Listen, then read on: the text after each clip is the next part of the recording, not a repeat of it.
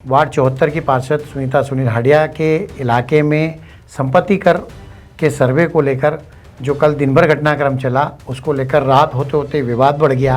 ऐसा मेरा मानना है कि जो नए निगम आयुक्त महोदय आए हैं, इन पे मुख्यमंत्री जी की बड़ी विशेष कृपा है। मैं 1 महीने से ऑब्जर्व कर रहा हूँ, ये किसी जनप्रतिनिधि को साथ लेकर चलते हुए दिख नहीं रहे, नज़र नहीं आ रहे हैं कि निगम आयुक्त के खिलाफ एफआईआर की जाए। सामान्य बात है क्या?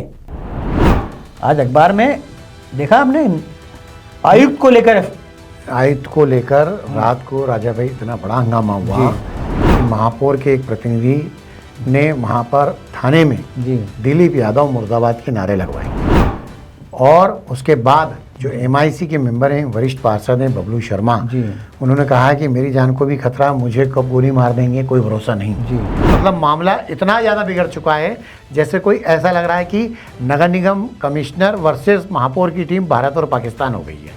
नमस्कार, आप देख रहे हैं समय नाउ। इंदौर की राजनीति में और इंदौर के घटनाक्रमों में कुछ बातें ऐसी सामने आती है जिस पर हमें चर्चा करने के लिए मजबूर होना पड़ता है। आज हम आपसे एक ऐसे विषय पर बात कर रहे हैं जो अप्रिय है लेकिन ज़रूरी है। विवाद नहीं होना चाहिए इसलिए अप्रिय है और ज़रूरी इसलिए है ताकि आगे इस तरह की स्थितियां ना बने। हमारे साथ इस मुद्दे पर बात करने के लिए मौजूद हैं वरिष्ठ पत्रकार राजा शर्मा जी। शर्मा जी, आपका स्वागत है। Thank you. कल रात को वार्ड 74 की पार्षद सुनीता सुनील हाडिया के इलाके में संपत्ति कर के सर्वे को लेकर जो कल दिन भर घटनाक्रम चला, उसको लेकर रात होते होते विवाद बढ़ गया और विवाद इतना बढ़ गया कि एक सहायक राजस्व अधिकारी जो है वो पार्षद के पति सुनील हाडिया के खिलाफ रिपोर्ट दर्ज करा देते हैं। उसके बाद भाजपा के पार्षद सक्रिय होते हैं और रात भर हंगामा चलता रहता है।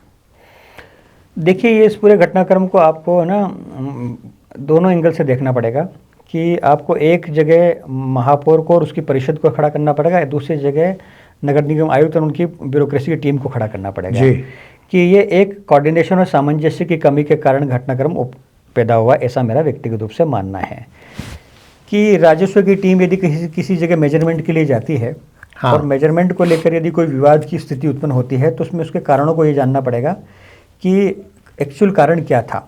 जैसा बताया जा रहा है कि बिना बताए, बिना कॉन्फिडेंस में लिए किसी भी इमारत में घुस के मेजरमेंट करना, जैसा कि प्रेजेंट किया जा रहा है, ठीक है। लेकिन मेरा बहुत स्पष्ट मानना है कि किसी भी ब्यूरोक्रेसी को, जनप्रतिनिधियों को कॉन्फिडेंस में लेकर कोई काम करोगे तो उसमें विरोध कम होगा, आपत्तियां कम होगी और टकराव कम होगा। क्योंकि कोई भी जनप्रतिनिधि उस क्षेत्र को रिप्रेजेंट करता है तो उसकी जनता सबसे पहले उसी को स्ट्राइक करती है, उसी को नॉक करती है कि हमारे साथ ये अफसरों का बिहेव और मिसबिहेव हो रहा है। ऐसा मेरा मानना है कि जो नए निगम आयुक्त महोदय आए हैं, इन पे मुख्यमंत्री जी की बड़ी विशेष कृपा है। ये उनके बड़े विशेष न्याय के पात्र हैं। तो इनको थोड़ा सा इस बात का एक प्रकार का अहम है कि मैं जो करूँगा पैरेलली एकला चलो की राह पे चलकर करूँगा। मैं 1 महीने से ऑब्जर्व कर रहा हूँ, ये किसी जनप्रतिनिधि को साथ लेकर चलते हुए दिख नहीं रहे, नज़र नहीं आ रहे हैं। यदि कोऑर्डिनेशन अच्छा होता तो महापौर के माध्यम से देखिए, जिस तरीके से विरोध जो लोग कर रहे हैं ना, वो परिषद के सदस्य कर रहे हैं, कोई सामान्य पार्षद नहीं कर रहे हैं। थाना यदि, और थाने में आप मतलब एडामेंट किस बात को लेकर है कि निगम आयुक्त के खिलाफ एफआईआर की जाए। सामान्य बात है क्या? आज अखबार में देखा आपने, आयुक्त को लेकर रात को राजा भाई इतना बड़ा हंगामा हुआ कि महापौर के एक प्रतिनिधि ने वहाँ पर थाने में दिलीप यादव मुर्दाबाद के नारे लगवाए और उसके बाद जो एमआईसी के मेंबर हैं, वरिष्ठ पार्षद हैं बबलू शर्मा, उन्होंने कहा कि मेरी जान को भी खतरा, मुझे कब गोली मार देंगे कोई भरोसा नहीं। और इस तरह से बिना बताए संपत्ति कर के लिए सर्वे किया गया, ये अनुचित है। और जब अफसर की रिपोर्ट दर्ज कर ली पुलिस ने तो फिर एक पार्षद कह रही है तो उसकी रिपोर्ट क्यों नहीं दर्ज कर रहे। और बबलू शर्मा ने आज सुबह होते होते ये संदेश जारी किया है कि वो हर बूथ पर, हर इलाके में नगर निगम अफसरों के खिलाफ थाने में जाकर रिपोर्ट दर्ज कराएंगे। मतलब मामला इतना ज़्यादा बिगड़ चुका है जैसे कोई ऐसा लग रहा है कि नगर निगम कमिश्नर वर्सेस महापौर की टीम भारत और पाकिस्तान हो गई है।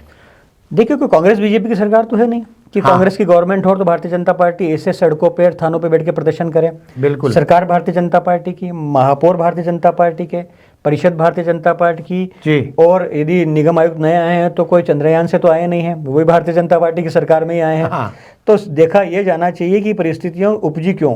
तो एक दिन में कोई परिस्थिति खड़ी नहीं होती है, ध्यान रखिए आप।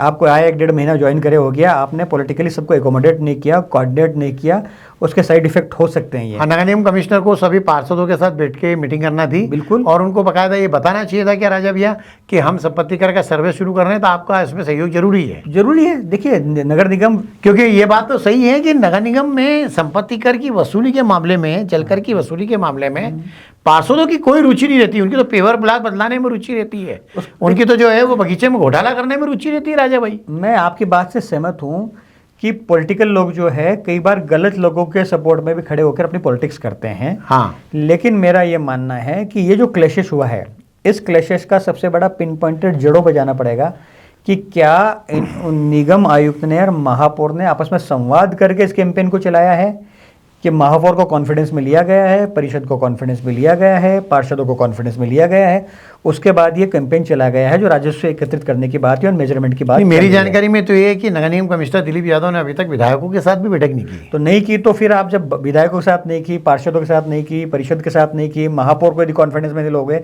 तो ये शहर जनप्रतिनिधि चलाते हैं। अफसरों का क्या, आज हर कल चले जाओगे।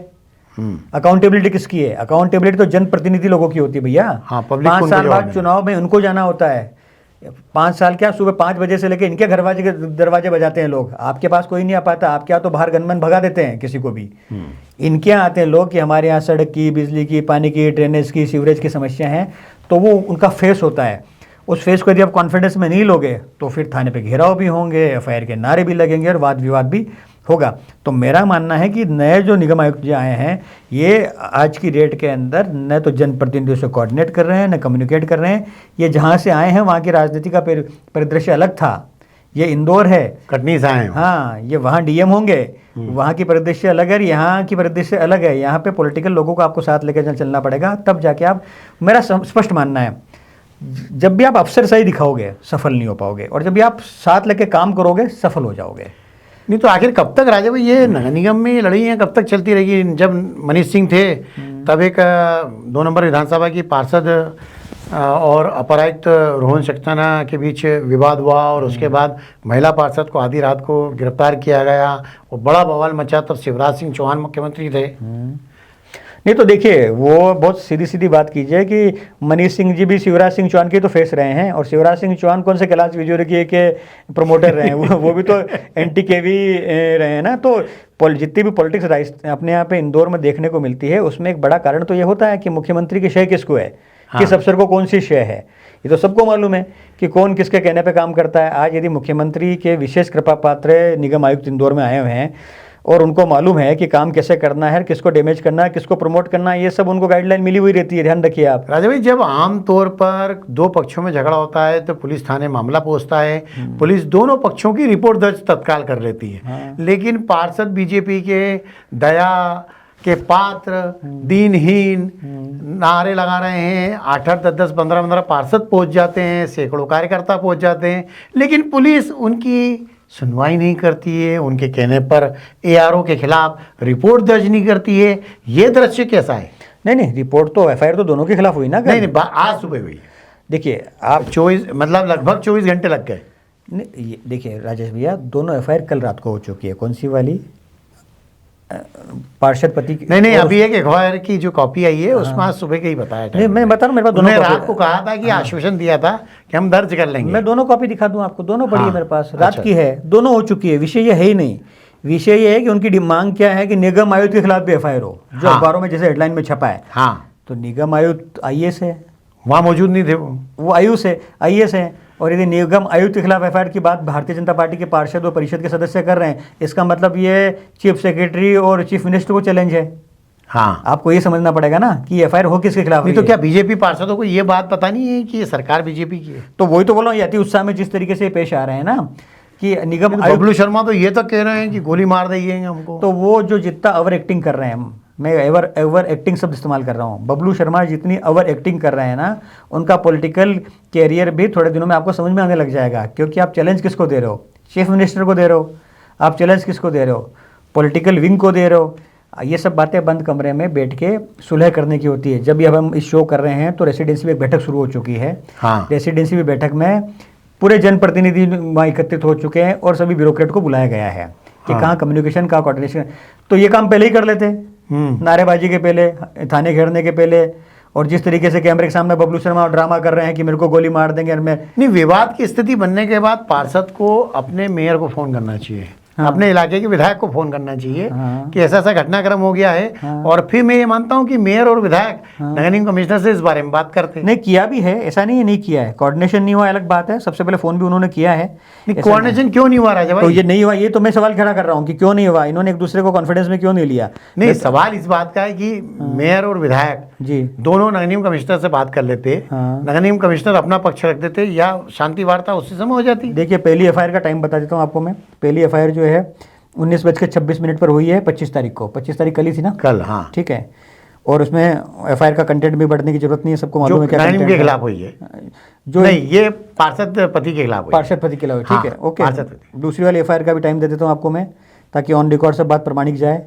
ये है रात को एफआईआर हुई है 23:39 पर, मतलब 11:40 रात को 11:40 पर ये कराई है इन लोगों ने, नगर निगम के अफसरों ने कराई है इनके खिलाफ।